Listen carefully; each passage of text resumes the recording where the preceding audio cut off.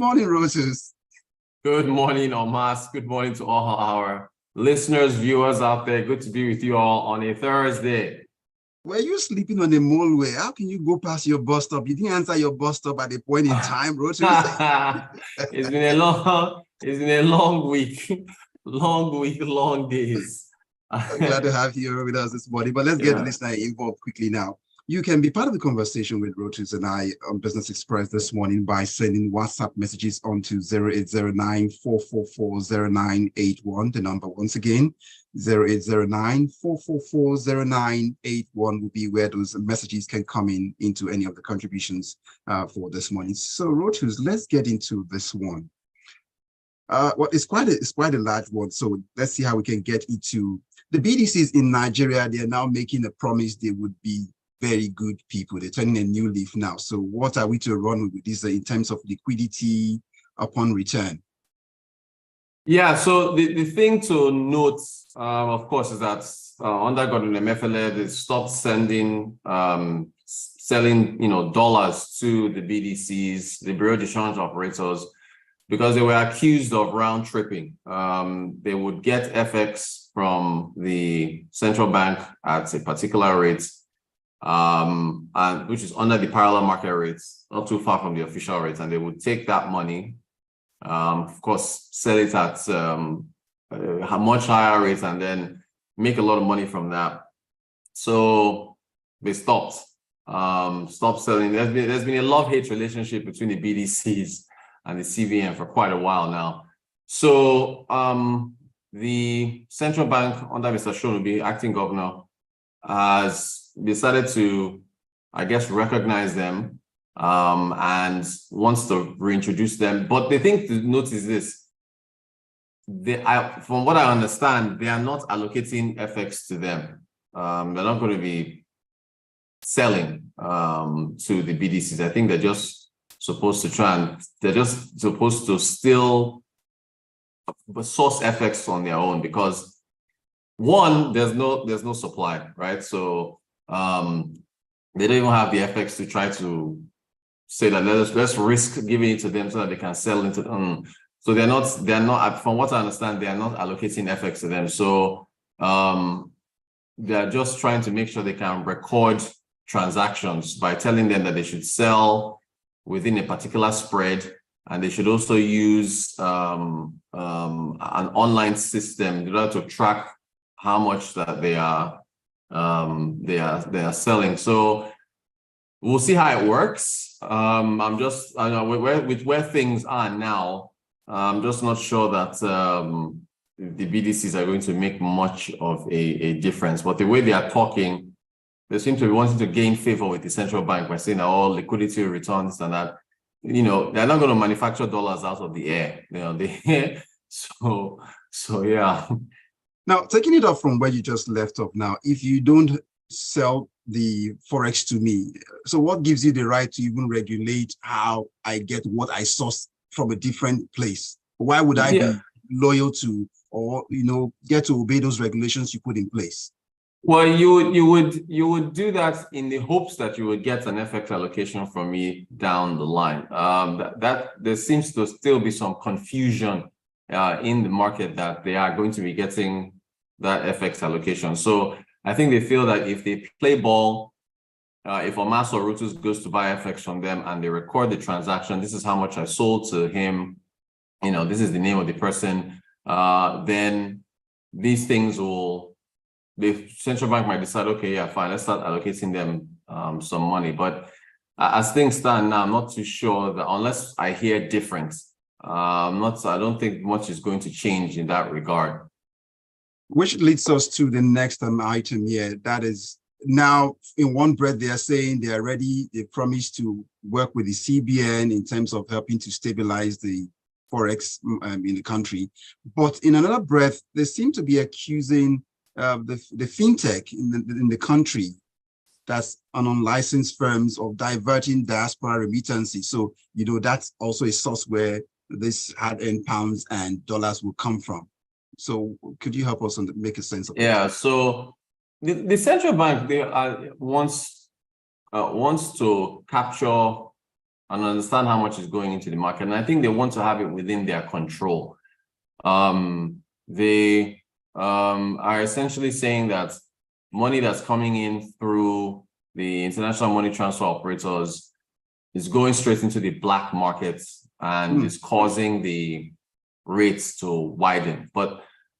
And I've argued that that doesn't really, make much sense, because if supply is going into the market, then supply is going into the market, whether it's coming in through official channels or going to unofficial channels. It's supply is still supply. So that shouldn't make the gap widen. It is, if there's not enough supply going in, that you're going to see the price. And by the way, the price is climbing again. After they threatened, quote unquote, speculators, saying that something was coming up soon after they got their $3 billion loan from the Afro-Exim Bank, which, funny enough, I still have not seen a press release or an announcement from the Afro-Exim Bank on this money. It's only coming from the Nigerian side, but we'll still believe what they say. $3 billion is not a small amount of money, Rotus, silence most times also, even in its consent could be read to be consent. Even if I from that end they're not saying anything, it could be yes and yeah, we approve, so we don't need to say it. Okay, well, I mean, normally if you get money from the IMF, there's a story in Argentina that we can discuss in a moment. But if you get a credit alert of 3 billion from an entity, that's not small money. I mean, you would either put out a press release or you would make some form of announcement acknowledging it. Unless anyone else has seen it, I still haven't yet to hear from the Afro-Exim Bank. But be that as it may, point is that supposedly rattled the parallel market, where we actually saw the rates come down a bit to about, I think it was the high 700s, low 800s. But now, as of yesterday, I see the rate is going back up again by 880, 890. And so, so essentially the BDCs to be accusing the international money transfer operators, saying that, they are part of the problem, it doesn't really compute. I understand in Ghana, the Bank of Ghana gives international money transfer operators the best rates when it comes to remittances coming in. So they want to work with them, in order to make sure that any money that is coming in, they can track it and it comes to official channels. So they probably want to make sure that in Nigeria, they replicate what they're doing in Ghana by making the environment for IMTOs more, I guess, profitable by offering them better rates and better spreads than elsewhere. Yes, and that's what even the president of APCON was even talking about, calling for the democratization of the democratization of the operational mechanisms by allowing BDCs as well as the IMTOs to access the autonomous windows of bank and the e-money products.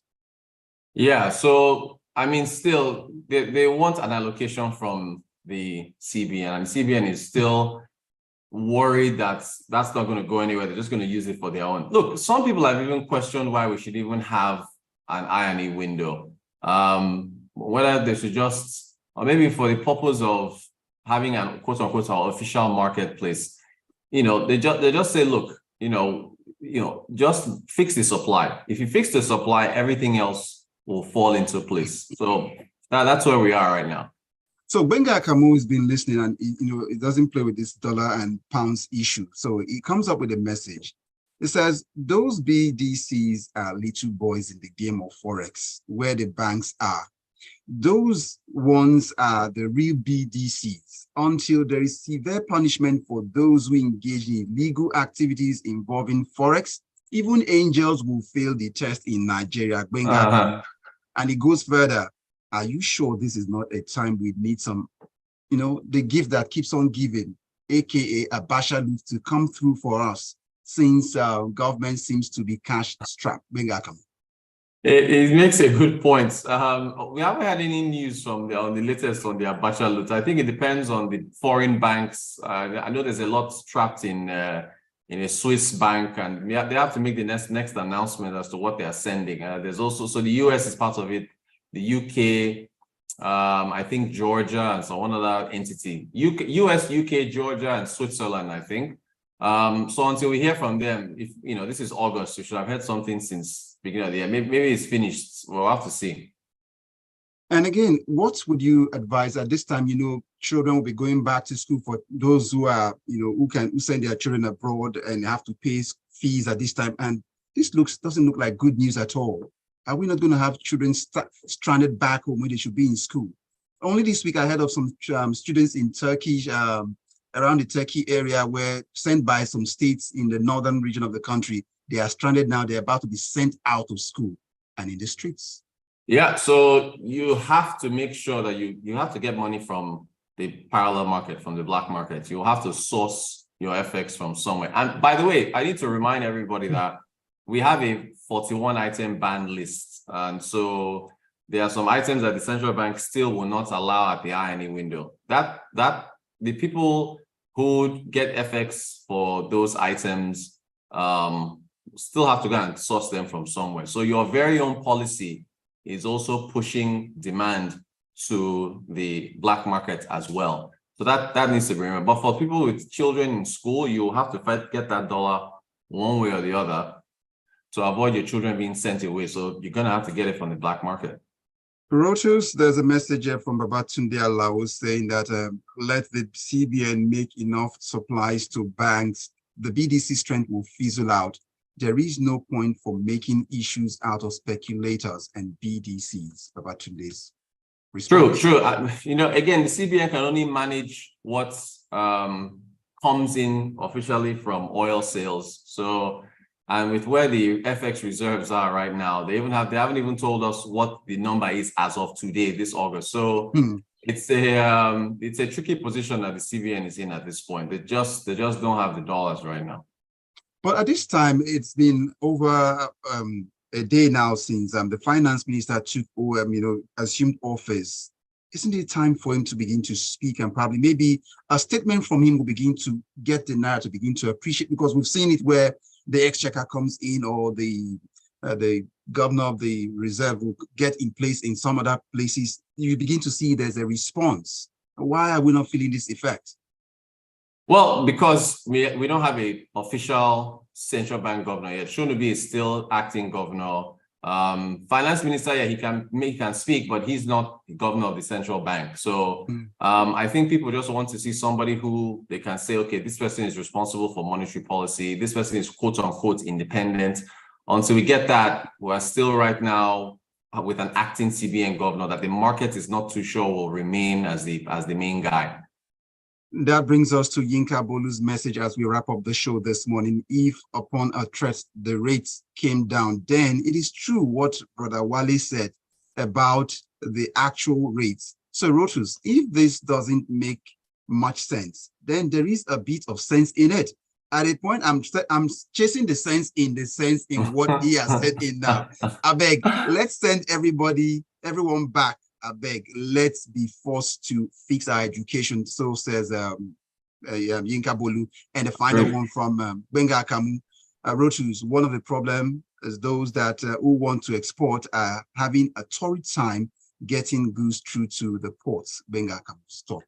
Wrap it up for us. And issues upon issues. Nigeria needs fixing. That is just the main thing here. We have ministers now, they're in place. Let's see what happens. Well, Rotus, that's a wrap on the show this morning. Thank you so much once again. Thank you so much, Omas. Thanks to everybody that sent messages. Catch you guys for Tech Friday tomorrow. And my name is Omatseye Atsenuwa. It's a wrap on Business Express. Good morning.